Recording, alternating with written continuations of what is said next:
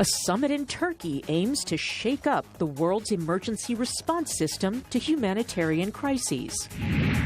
The woman accused of leading one of Africa's biggest ivory smuggling rings goes on trial in Tanzania. And ready, set, think. Mind-controlled drones race to the future. Africa 54 starts right now. Good evening and welcome. I'm Vincent Makori. This is Africa 54. Leaders from around the world gathered in Istanbul, Turkey on Monday for a long-awaited two-day humanitarian summit with hopes of instituting concrete protocols for dealing with future refugee crises. UN Secretary General Ban Ki-moon called on governments, businesses and aid groups to commit to cutting by 50% the number of displaced civilians by 2030. The United Nations-backed summit, which will run through Wednesday, is billed to serve as a wake-up call for action in dealing with recurrent disasters and reducing the vulnerability of developing nations. UN Secretary General Ban Ki-moon called on those gathered to help give those people in need a chance at a better future. We are here to shape a different future. Today we declare we are one humanity with the shared responsibilities. Excellencies, ladies and gentlemen, let us resolve ourselves here and now, not only to keep people alive, but to give people a chance at life in dignity. More than 125 heads of state and government came together with representatives of the UN in Turkey, which has been particularly hard hit by the ongoing migrant crisis in Europe. President Recep Tayyip Erdogan urged nations to work together to solve the problem.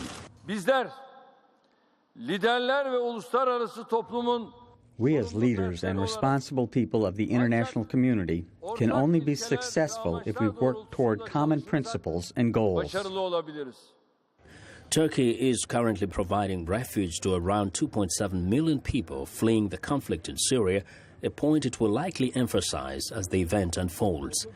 Skeptics have voiced concerns that the event will result in little more than a well-publicized focus group, but UN officials say they hope it will serve as the catalyst for change that will help ease the suffering of the millions of the world's poorest people. More than 5,000 people are expected to participate in the summit. Well, for the latest on the summit in Turkey, journalist Kimberly Curtis joins me live via Skype from Istanbul. Good evening, Kimberly. Good evening. Now, what to you stood out in today's session?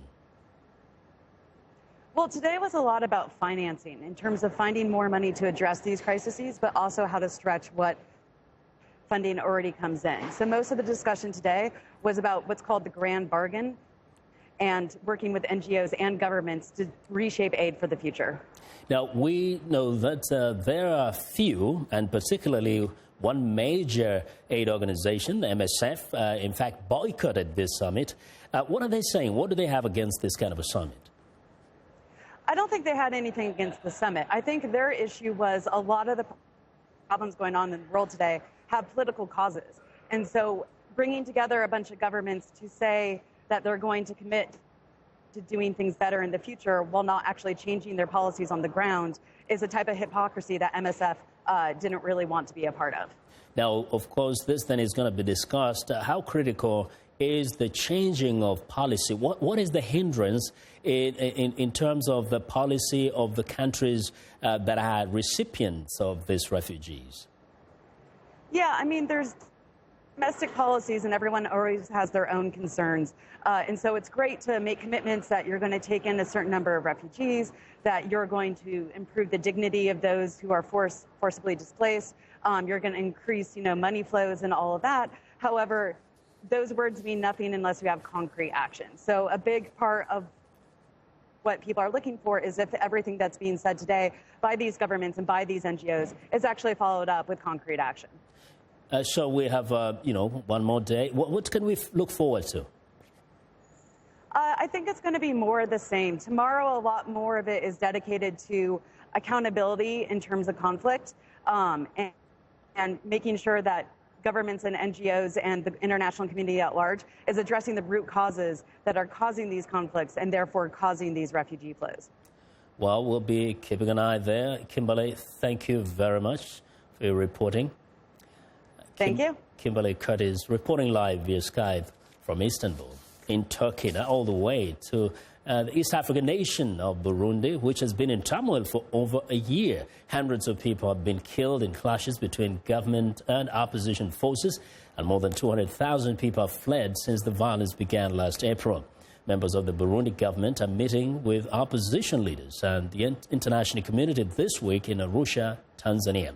Willie Lowry reports from Arusha. This is supposed to be an opportunity for dialogue between Burundi's government and opposition leaders. The problem?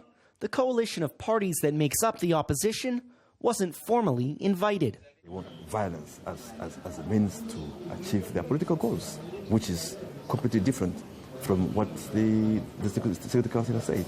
Moreover, a group that claims to take power from a legitimate government cannot expect to talk with that same government. Ever since Burundi's President Pierre Nkurunziza decided to run for a third term last year, the country has been in chaos, with reports of government crackdowns on opposition members and mass killings and rapes. The situation has forced more than 200,000 Burundians to flee.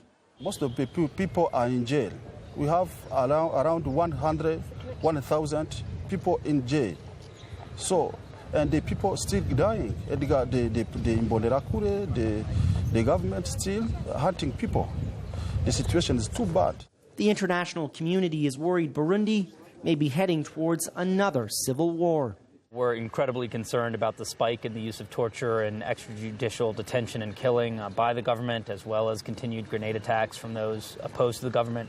It's important for that violence to cease. It's important for there to be respect for people to come to this table. These talks are being spearheaded by former Tanzanian President Benjamin Mkapa, a well-respected statesman. We believe it was a positive step for them to appoint someone of President Mkapa's stature, and we think that all sides should give him the best chance possible to succeed in finding a negotiated solution, because far too many Burundian civilians have had to suffer in the meantime. But not everybody has confidence in Mkapa or the East African community. Facilitation is on one side, is not is on the government side. While the opposition wasn't officially invited, some individual members and parties were. Leonard Nyangoma is the chairman of the National Council for the Defense of Democracy. Nyangoma says he's optimistic. I hope. If I didn't hope, I would not come. I shall not come. While the talks are missing several key players, the fact they're even taking place at all is a positive sign. Willie Lowry for VOA News in Arusha, Tanzania.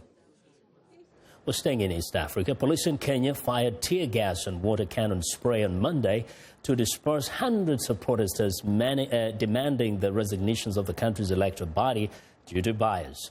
Police fired tear gas at a convoy of vehicles carrying opposition leaders and their supporters accompanying it on foot in Nairobi. The water cannon truck later forced the convoy out of the city center.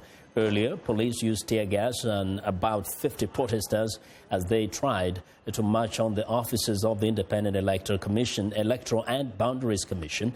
Businesses in the city stayed closed for fear of looting. The protests by the opposition Coalition for Reforms and Democracy are in their fourth week.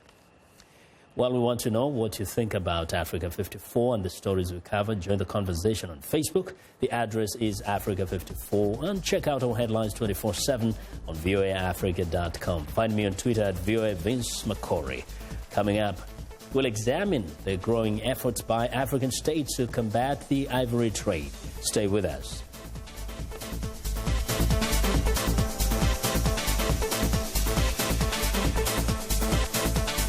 News and notes. This is Living Better. Ida Keeling first started running marathons over 3 decades ago. And now, at age 100, she's the new world record holder for the 100-meter dash for her age group. It happened at the Penn Relay in Pennsylvania. Ida crossed the finish line at 1 minute 17 seconds. I'm a nice example of what you can do for yourself, and I thank God every day for my blessings. Her daughter and trainer Shelley Keeling says her mother works hard at being so fit. A lot of her training is not just the pounding on the track, but she has a mat, she does squats, push-up. And Ida has no plans to slow down. Good exercise, fresh grains and produce, and food without preservatives, maybe an occasional touch of liquor. It's all part of the life plan of this 100-year-old world track record holder. I'm Martin Seacrest for VOA's Living Better.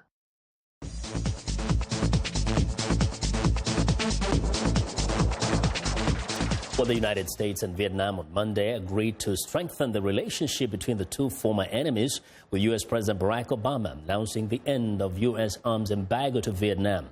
VOA White House correspondent Cindy Sain is with the president and reports from Hanoi.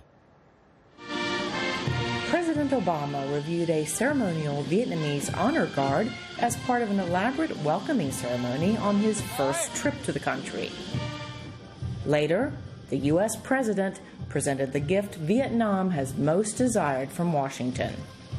Vietnam very much appreciates the U.S. decision to completely lift the ban on lethal weapon sales to Vietnam, which is a clear proof that both countries have completely normalized the relations. Vietnam is wary about the increasing maritime assertiveness of its northern neighbor, China, which is 29 times larger. The two countries have a territorial dispute in the South China Sea that has strained relations between the two normally allied communist governments in Hanoi and Beijing. But President Obama said the decision to allow weapon sales to Vietnam is not based on China, although Chinese authorities are not likely to accept that interpretation. Given all the work we do together across the spectrum of economic, trade, security, humanitarian efforts, that it was appropriate for us not to have a blanket across-the-board ban. The two countries, for now it seems, have agreed to disagree on the thorniest issue dividing them: Vietnam's poor record on human rights. On Tuesday, Obama is expected to meet with civil society members here in the capital before departing for Ho Chi Minh City, where the visit will likely turn to trade and business ties. According to the White House, bilateral trade has nearly tripled in the last 7 years and now tops $45 billion annually. Cindy Sain, VOA News, Hanoi. Now, more than almost any other American, U.S. Senator John McCain understands the link between the U.S. and Vietnam. McCain spent more than 5 years as a prisoner of war during the Vietnam War, enduring great physical and mental pain. VOA White House correspondent Cindy Sain sat down with Senator McCain to talk about some key issues in the U.S.-Vietnam relationship. I think it's entirely appropriate. I think that the relations between our two countries have improved. We have common interest and common adversaries. I also think it's important for the President to emphasize the importance of our relationship, but I also hope that and believe the President should talk about the fact that there is still a lot of progress to be made in human rights. I think he should raise our solidarity with Vietnam as regards to freedom of the oceans, that the Chinese behavior is provocative and in violation of international law, that our bonds of friendship and our relationship in things like scholarship programs and others and exchange programs are excellent. Programs that need to be improved between our two military to military and such things as humanitarian crises or disaster relief, all of those need to be improved. American port visits. But the President should also point out that there is significant progress that needs to be made as far as freedom of speech, treatment of Buddhists, treatment of the minorities who live in the hills and mountains of Vietnam, and we expect those improvements to be made. Right. A number of lawmakers have been critical of the president's trip to Vietnam, and Human Rights Watch says the government in Hanoi is one of the most repressive in the world. What is your take? Has Vietnam been making progress on its human rights record, or is it actually backsliding? I think that Vietnam has made some progress. There is certainly significant scholarship programs for Vietnamese students, both in Vietnam and here in the United States. There has been increased commercial ties, but it is a reality that their human rights record needs to be significantly improved. And every time I meet with my Vietnamese friends, and we do have normal relations, I emphasize that to them. I also emphasize when I can see progress made. I praise them for it. But I also, when they arrest someone who is a blogger that they didn't like or something like that, I also point that out to them. Right now, they are facing an aggressive China. They are facing a nation that is violating international law by filling in these islands and establishing military there. They have interfered with Vietnamese fishing boats in Vietnamese waters. And so we also need to express our solidarity with Vietnam and other nations in the Pacific in condemning China's very aggressive and provocative behavior. Right, and that brings me right to my next question. It would seem that there is some internal debate going on right now within the Obama administration about whether to completely lift the U.S. arms embargo on Vietnam. Mm-hmm. Some say no, because the U.S. would lose all leverage on human rights concerns, and others in the Defense Department seem to tend to view the move as a key strategic step to bolster ties between Hanoi and Washington to counter China's increasingly aggressive actions in the region. Mm-hmm. Where do you come down on lifting the arms embargo? I would like to at least immediately see the lifting of the maritime arms that make it available for them to defend their territorial waters. As I said, more military-to-military cooperation, more American ship visits to ports in Vietnam.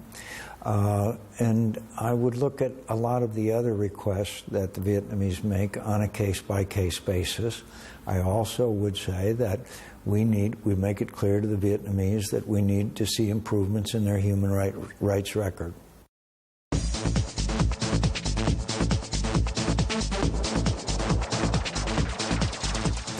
Now, Voice of America was inside a Tanzanian court Monday when a prominent Chinese businesswoman, dubbed the Ivory Queen, appeared in Dar es Salaam to face charges that she financed a criminal network responsible for smuggling tusks from more than 350 elephants. 2 Tanzanian men are also facing charges. All of the accused have pleaded not guilty and remain in custody until another court appearance on June the 16th. VOA senior investigative analyst Jeffrey Young has more on the case. She looks like a gentle grandmother, but authorities in Tanzania see Yang Fenglan quite differently. To them, this 66-year-old Chinese national who has lived in the East African state since the 1970s is the so-called Ivory Queen, a wily criminal accused of illegally gathering and moving some $2.5 billion worth of elephant tusks to China and other parts of East Asia.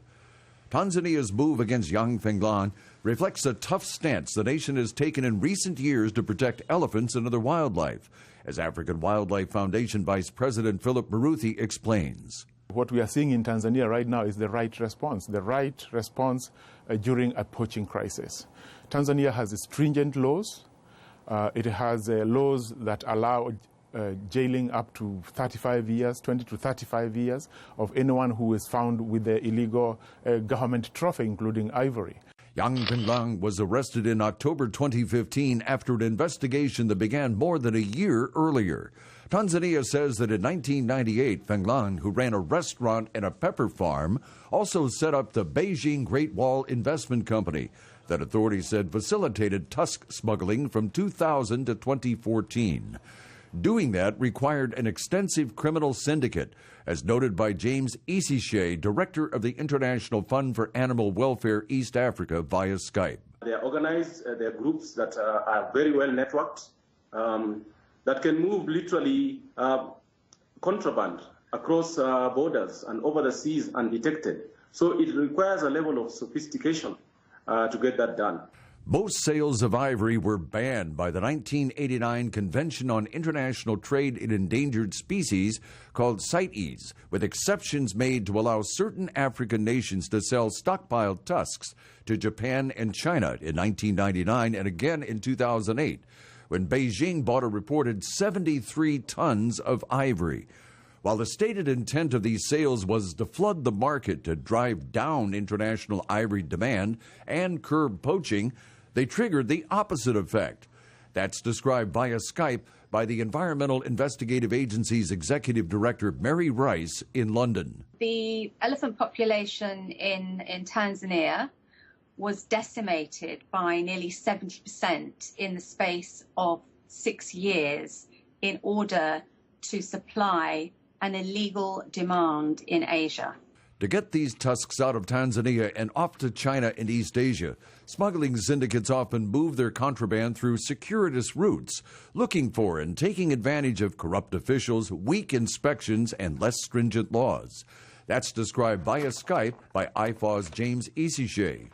Ivory or elephants that would have been poached, for instance, in Tanzania would not necessarily exit through Dar es Salaam, that they would find their way probably to Uganda and then to Kenya and ultimately out from Mombasa. Stopping the illegal ivory trade takes more than tough laws and vigilance in Africa.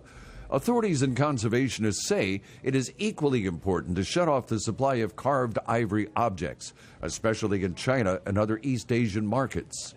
In recent years, the United States and a number of countries, China included, have held public events where ivory artifacts are rendered worthless by crushing. In conjunction, states such as Kenya have staged tusk burns that destroy ivory's raw material before it has a chance to be carved into trinkets.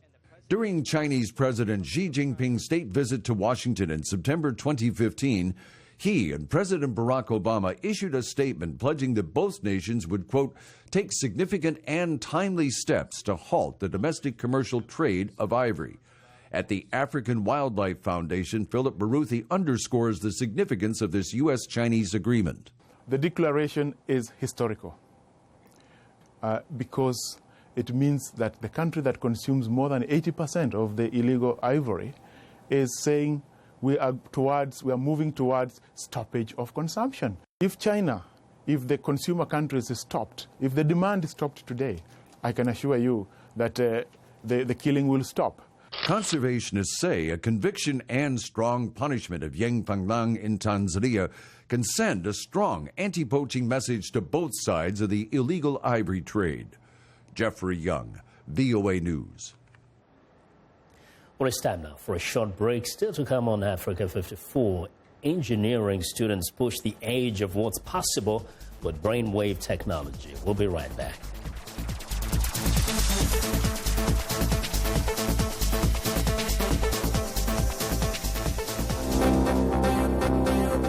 If you've just joined us, I'm Mariama Diallo, and here is a quick recap of today's headlines.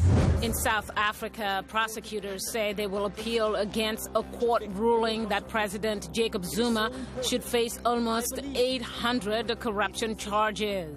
In Burkina Faso, local elections held on Sunday are seen as a key step in the country's transition to democracy. In Ivory Coast, Catholic pilgrims gather at Our Lady of the Peace Basilica in Yamoussoukro to attend the National Pilgrimage of Mercy, with religious leaders calling for release of political prisoners. In Morocco, the famous bass guitarist Marius Miller plays at a Mawazin Music Festival in Rabat. That's all for today. Thanks for watching. We'll see you next time.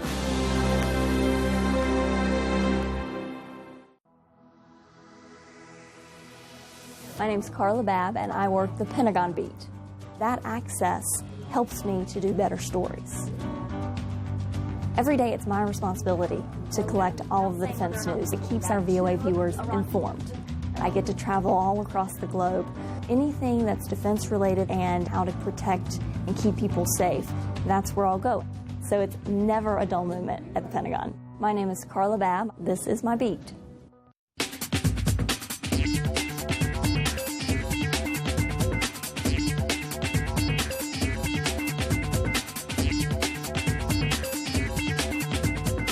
Welcome back to Africa 54. Here's what's trending. With their games faces on, competitors lift their drones off the gym floor and fly down a track, all without a joystick or handheld controller. Touted as the first event of its kind, engineering students at the University of Florida in Gainesville compete in a mind control competition using drones.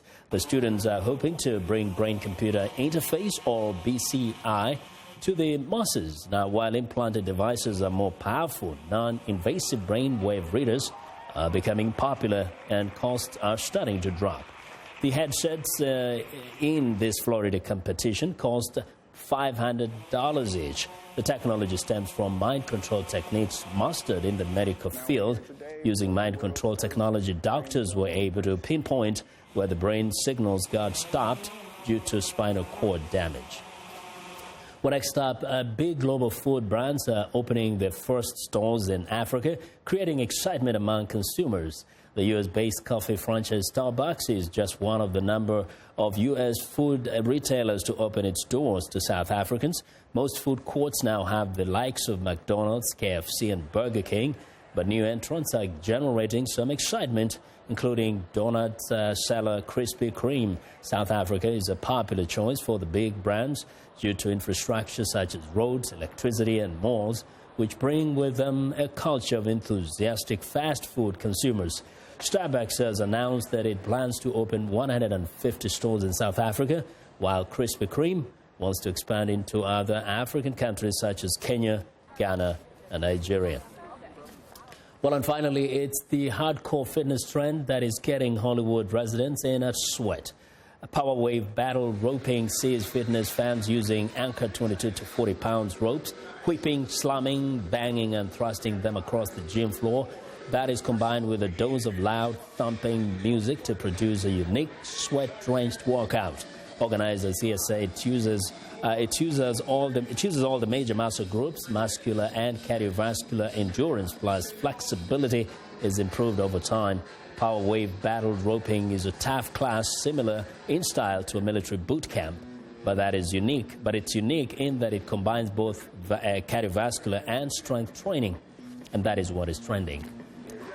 Well, and that's our show for today. Be sure to watch Africa 54 on our website at voaafrica.com. For more news, tune in to VOA's evening radio show Africa News Tonight at 1800 UTC and in the mornings to Daybreak Africa between 0300 and 0600 UTC Monday through Friday. Thanks for watching from all of us here in Washington. Have a good night.